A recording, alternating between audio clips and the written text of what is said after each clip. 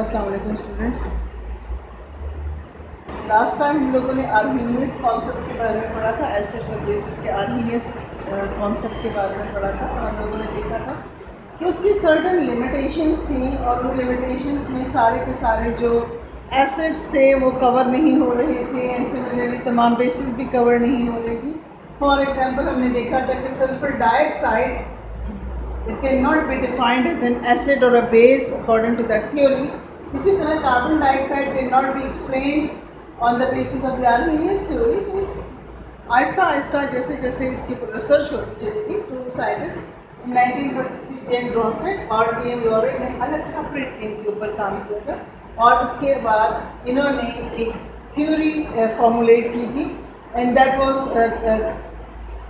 Collectively known है, मतलब collectively means कि इन दोनों का नाम उसके अंदर डाल दिया गया। That was called as Bronsted Lowry theory because दोनों की कंट्रीब्यूशन के अंदर थे, they work separately on the same theory.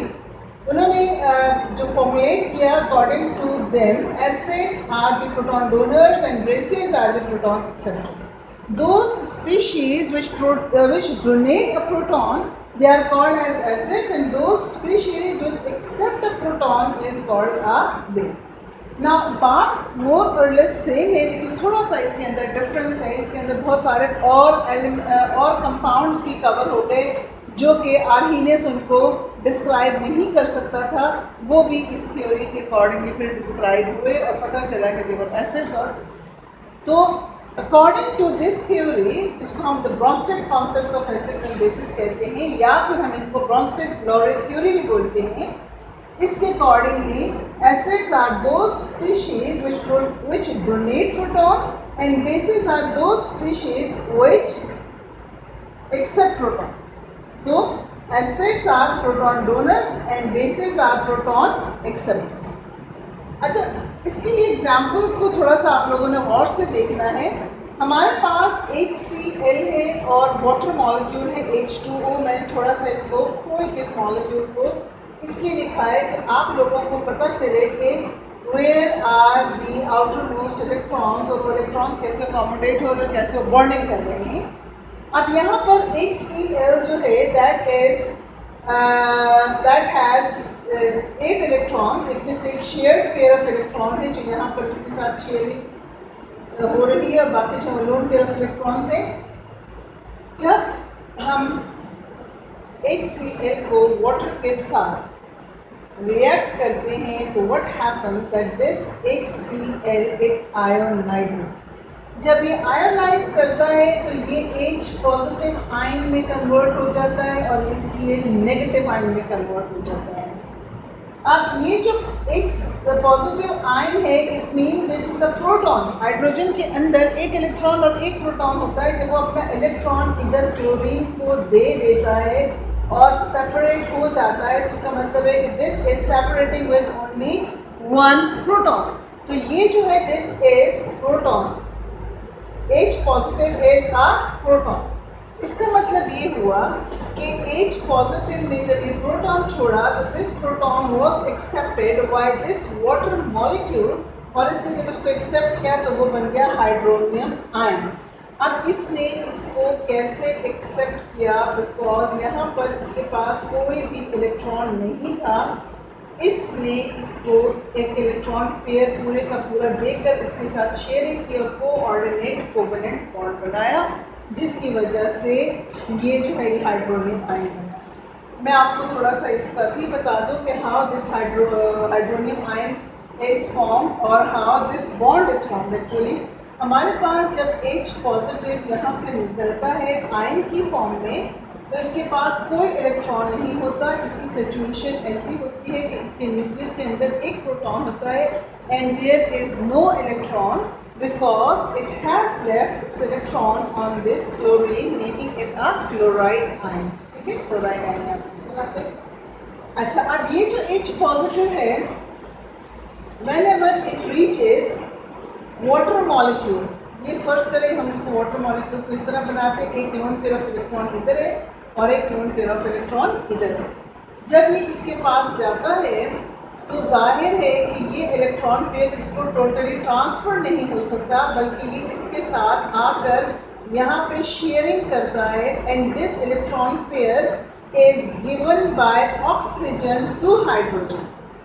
इस तरह जो बॉन्ड बनता है that is called as coordinate covalent bond. इसको कोऑर्डिनेट कोवेलेंट बॉन्ड बोलते हैं, in which only one atom will give the whole pair to the other atom. One is acceptor and the other is a donor of electrons. ठीक है, तो coordinate covalent bond के दरमियान में बन जाता है। जब एक दफ़ा कोऑर्डिनेट कोवेलेंट बॉन्ड बन जाता है वो बिल्कुल उसी तरह बिहेव करता है जैसे कि बाकी कोवेलेंट बॉन्ड्स बिहेव करते हैं, तो इसलिए इसके अंदर बाद में कोई चेंज नहीं रहता।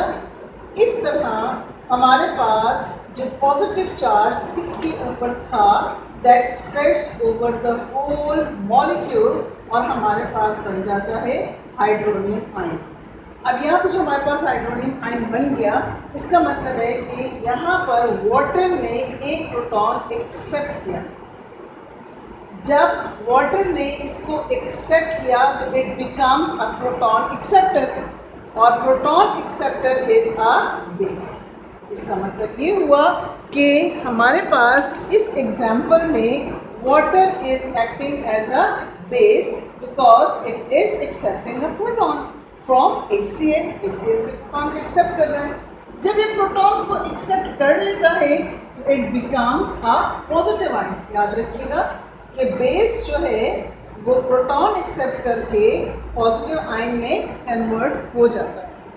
दूसरी तरफ आप देखें कि जो HCl है, HCl में से हाइड्रोजन निकल रहा है, पॉजिटिव आयन निकल रहा है। इसका मतलब ये हुआ कि it is giving, it is donating a proton. ये प्रोटॉन को डोनेट कर रहा है। तो HCl जब प्रोटॉन डोनेट कर रहा है इट मीन्स कि दिस इज।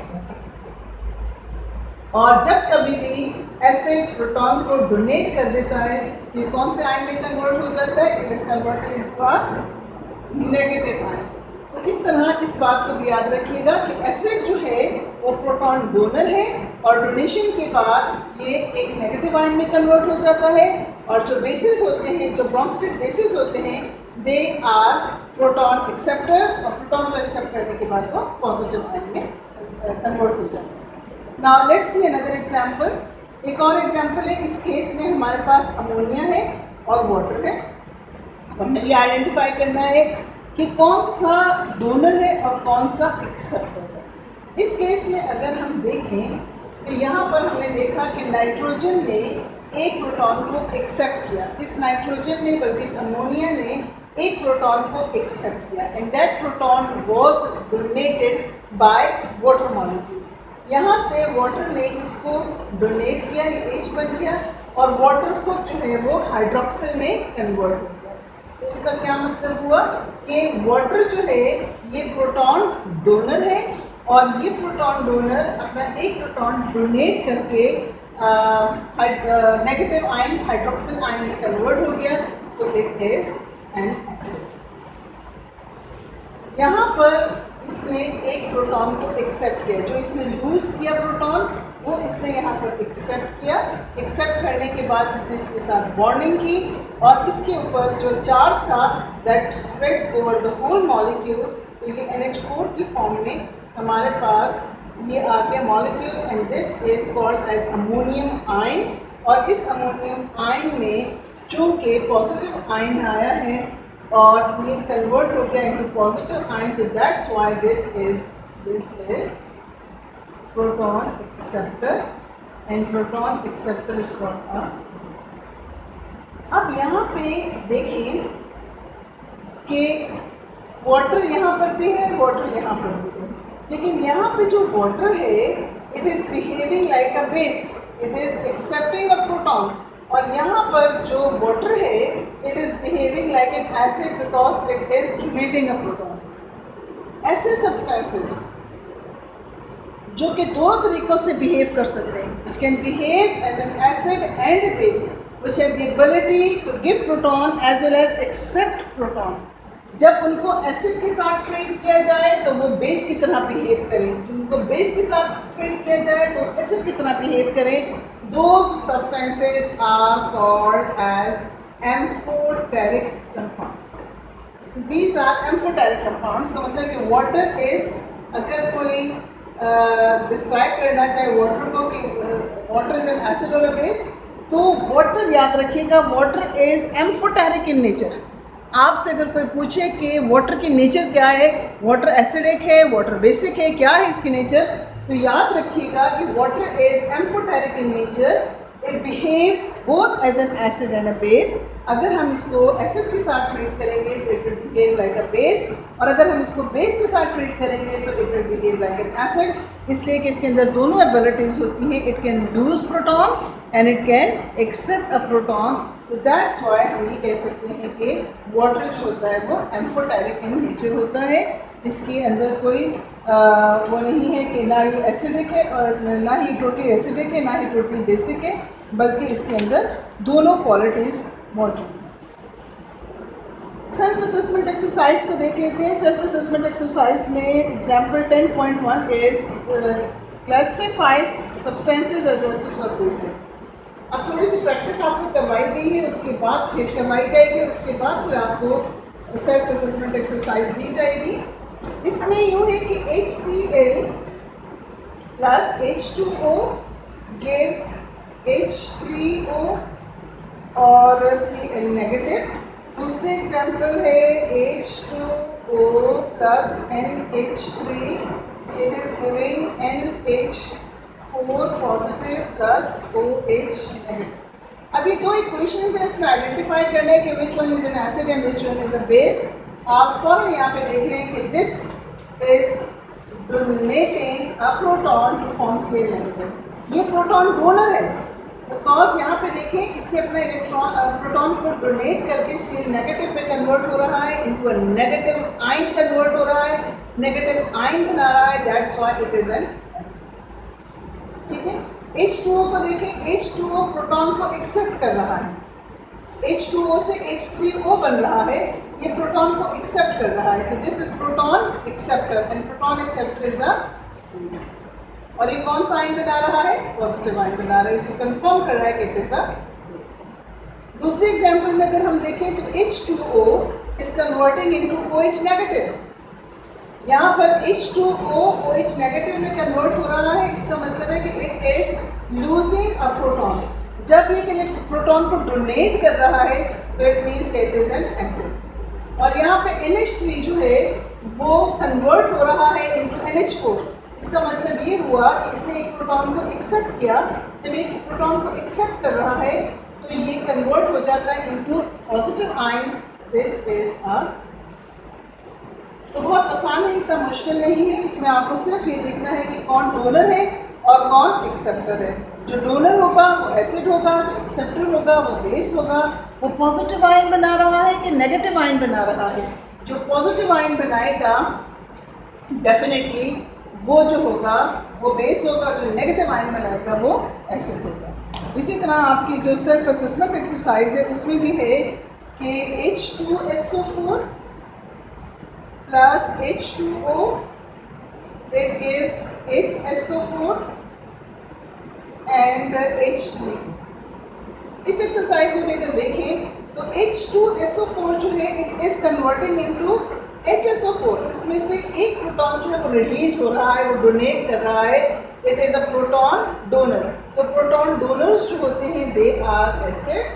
और यहाँ पे देखिए अगर आप H2O is converting into H3O, इसका मतलब है कि it is accepting a proton, तो दिस इज अ बेस। बाकी जो दो इक्वेशंस है उसको भी देख लेते हैं। CH3COOH plus H2O, it gives CH3COO negative plus H3O positive.